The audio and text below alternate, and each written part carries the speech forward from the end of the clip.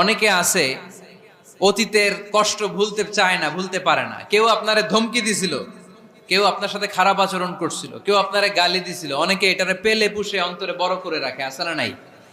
ভুলতে চায় না। মনের ভেতরে রাগ পেলে পুষে রাখা ঠিক না। মনে মনে কয়, তুই আমারে মারছিলি, আমি তোরে মারুম। তুই আমারে অপমান করছিলি ওই দিন, যদি একদিন সুযোগ পাই তোরে হোতা এলামু। আছে না এরকম? সেই 20 বছর আগে আপনার এসে অপমান করছে, ওইটারে পেলে পুষে আপনি অন্তরে নিয়ে বয়ে বেড়াচ্ছেন।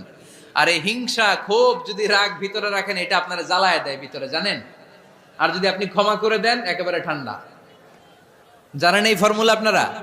এজন্য রাগ, ক্ষোভ, হিংসা কখনো অন্তরে পুষে রাখতে নাই। মা যাদাল্লাহু আবদান বিআফওয়িন ইল্লা ইজ্জান।